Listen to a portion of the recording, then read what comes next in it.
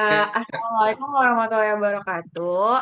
Perkenalkan sebelumnya kan nama aku Brenda Syahira dari Program Studi Komunikasi Digital dan Media Angkatan 59, Kampus Sukabumi. Jadi aku ada tugas untuk menyusun e-book. Temanya itu hewan serangga wereng, Kak. Ya, uh, aku izin untuk mewawancarai Kakak mengenai wereng, topik pembahasan aku. Sebelumnya boleh Kakak memperkenalkan diri mungkin? Oke, baik. Sebelumnya terima kasih atas kesempatannya. Oke, nama saya Ahmad Ibrahim dan saat ini saya sebagai mahasiswa pasca sarjana di program studi Magister Fitopatologi. Kemudian untuk S1 saya juga sama di IPB juga, Departemen Proteksi Tanaman. Dan salah satunya saya mempelajari mengenai hama tanaman. Di antaranya adalah orang yang akan nanti dibahas oleh wawancara. Betul sekali. Boleh aku mulai ya, Kak?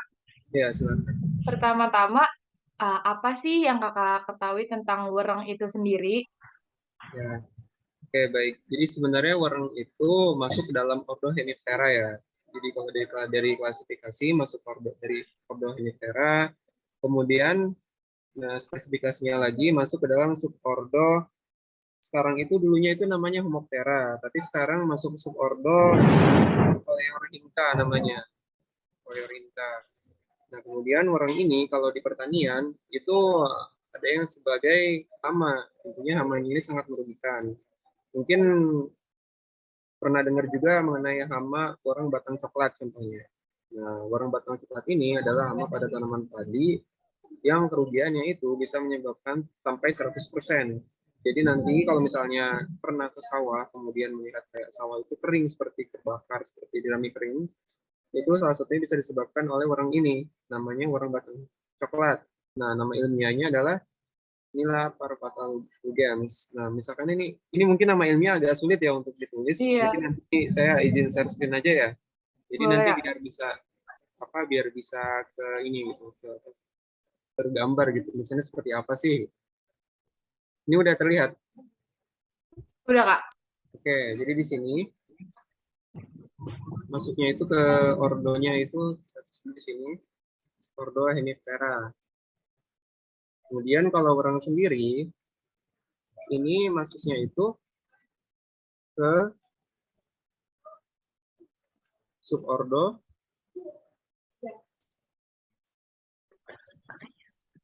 Coleorhinta ya kalau nggak salah.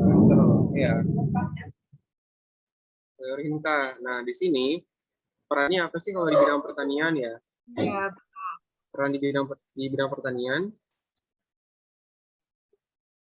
Nah, dia berperan sebagai hama. Nah, salah satu contohnya itu adalah orang batang coklat. Ini yang paling paling terkenal di petani ya, karena ini kerugiannya sangat luar biasa. Nah, spesiesnya itu adalah Nila parvatalugens. Nah, Nila parvatalugens ini berasal dari famili Delphacidae. Gejalanya seperti apa sih? Nah, gejalanya itu nanti tanaman padi akan mengering seperti terbakar.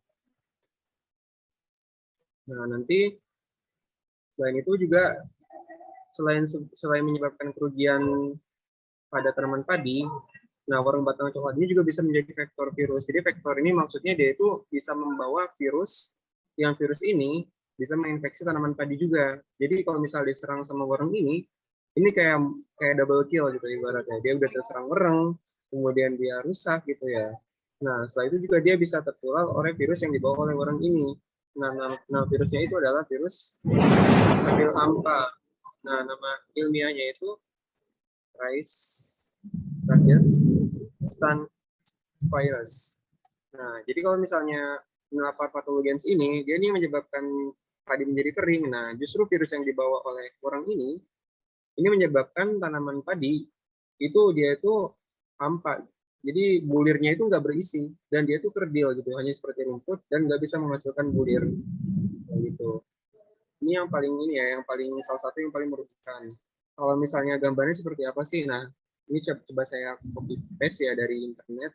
Karena kadang-kadang kalau kita cariin gambar di internet ini harus hati-hati juga. Terkadang yang digambar, yang ditampilkan itu nggak sesuai gitu. Jadi di sini saya coba tampilkan biar nanti kalau mau mencari untuk dokumentasi nggak salah gitu ya. Iya, Kak. Oke. Jadi kalau dia itu orang Indo bisa ditemukan tuh di bagian batang padi ya, bagian pangkal Di batangnya. batang padi ya, Kak.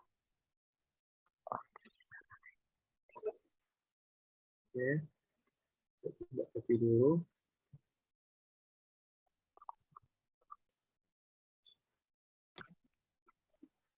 Nah ini kelihatan ya? Iya. Ya ini Ini dia. yang warna coklat ya, Kak? Ya, Ini yang kenapa? warna coklat. Ya ini orang batang coklat. Jadi bentuknya begini, orang batang coklatnya ada di batang padi. Nah, ini kerugiannya sangat besar bisa sampai 100%. Jadi ini paling merugikan, salah satu hama paling merugikan. Gitu. Yang warnanya ambil dari padinya itu apa ya, Kak? Kalau boleh Oh, tahu. yang diambil sama orang ini itu eksudat dipanggilnya ya. Disebutnya itu eksudat. Jadi kayak cairan nutrisi dalam tanaman padi itu diambil sama dia, dihisap. Jadi alat mulut dari orang ini tuh disebutnya itu alat mulutnya itu menusuk menghisap. Nah, dia itu punya alat mulut seperti jarum. Nah, disebutnya itu stilet. Nah, stilet ini dia menusuk ke dalam batang padi. Nah, ntar dia eksudat dari tanamannya dihisap sama dia. Gitu. Nanti setelah dihisap, ya efeknya itu nanti tanaman padi kan nutrisinya hilang ya. Nah, Iya. kemudian akhirnya tahap terakhirnya tanaman padi akhirnya mengering. Seperti ini ya gejalanya. Coba saya cari juga ya gejalanya. Copper burn namanya.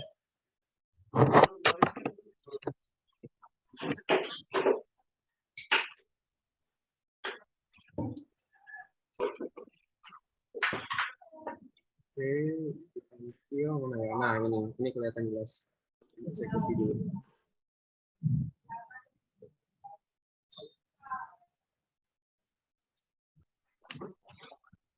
Nah ini kelihatan kan ya di tengah Iya, kering banget. yang Ya coklat yang ini di tengah itu ya, Kak? ya yang tengah ini dia kena urang nih. Nah ini nih nyebarnya cepet nih. Ntar sekitarnya ini dalam beberapa hari juga bisa ikut kering gitu.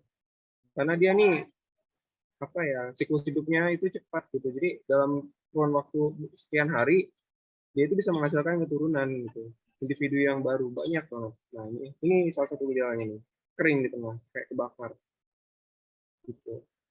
Berarti dari yang aku tahu, berarti warna ini sangat berdampak buruk ya, Kak, bagi tanaman padi tentunya. Untuk pencegahannya sendiri supaya warang itu nggak ngeganggu itu gimana, Kak? Nah kalau pencegahannya sendiri salah satunya itu ada beberapa sebenarnya beberapa aspek. Nah, salah satunya itu tidak menggunakan pupuk nitrogen, pupuk N secara berlebihan, karena pupuk nitrogen ini itu menyebabkan tanaman padi itu lebih lunak ya. Disebutnya bahasanya itu sukulen, lebih sukulen.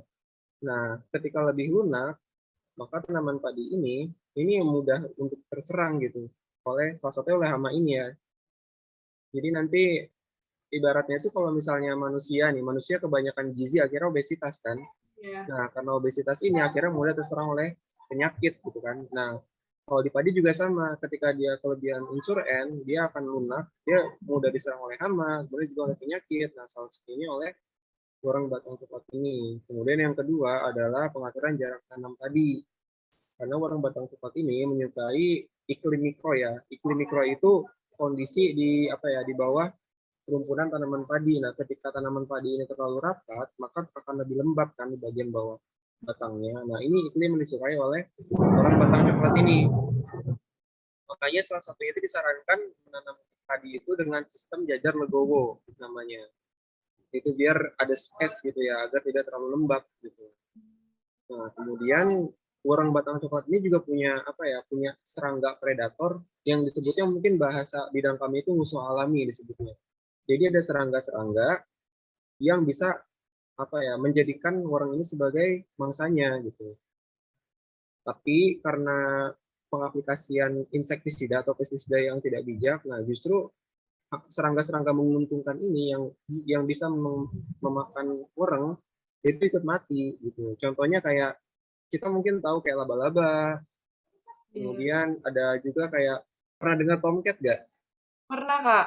Nah, tomcat itu predator yang ada di sawah juga. Nah, tapi karena ya pengaplikasian insektisida yang terlalu berlebihan, akhirnya itu musuh alaminya berkurang, kemudian akhirnya hama ini bisa terus ada gitu. Karena bisa jadi ketika kita mengaplikasikan pestisida, itu udah nggak mempan buat dia gitu, buat orang ini, tapi justru malah berpengaruh buruk ke serangga-serangga yang justru menguntungkan gitu. Nah, yang ketiga, itu yang terakhir ya, jadi sebenarnya pestisida itu nggak dilarang untuk digunakan. Tapi pestisida ini diharapkan menjadi apa ya, pilihan terakhir gitu. Kalau misalnya cara-cara pengendalian sebelumnya ini nggak bisa gitu. Nah, pestisida. Salah satu merek yang saya tahu sih waktu itu Plenum ya, yang apa yang diklaim efektif gitu. Nama merek dagangnya itu Plenum gitu. Tapi nanti bisa dicek bahan aktifnya apa, karena kalau mau mencantumkan di karya ilmiah itu bukan merek dagang sih. Jadi harus cari nama bahan aktifnya. Tuh. Kemudian selain itu apa lagi ya? Nah, jadi kalau orang ini dia hanya nyerang padi ya. Jadi kalau misalnya mau dia nggak ada ya, ini sebenarnya sulit ya untuk diterapkan di Indonesia. Kayak misalnya pergiliran tanam gitu. Kayak misalkannya musim ini padi, musim depannya bukan padi gitu.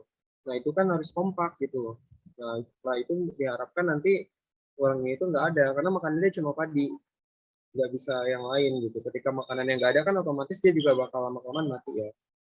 Gitu. Terus juga nanti sisa panennya kayak batang padi itu sebisa mungkin ya apa ya langsung dibenam ke tanah atau dibersihkan lah gitu. Karena dia itu meletakkan telurnya itu di dalam batang padi. Gitu. Berarti orang sendiri tuh cuman mengganggu tanaman padi aja ya, Kak? Atau ada tanaman lain gitu, khususnya Kalau yang di... sebenarnya ya, ya jadi kalau misalnya orang itu sebenarnya ada jenis orang yang dia tuh bisa menyerang beberapa jenis tanaman. Tapi kalau untuk orang batang coklat, ini memang dia spesifik ke padi. Disebutnya itu nama istilahnya itu monofag. Jadi dia tuh hanya mengkonsumsi satu jenis tanaman aja gitu. Baik, Kak. Sebelumnya aku mau mengucapkan terima kasih banyak untuk ilmunya. Hmm. Terima kasih juga Kakak udah ngeluangin waktu buat menjelaskan mengenai wereng dan tanaman padi itu sendiri. Eh, aku, aku mau makasih banget udah ganggu waktunya. Aku tutup ya, Kak. Oke. Wassalamualaikum warahmatullahi wabarakatuh.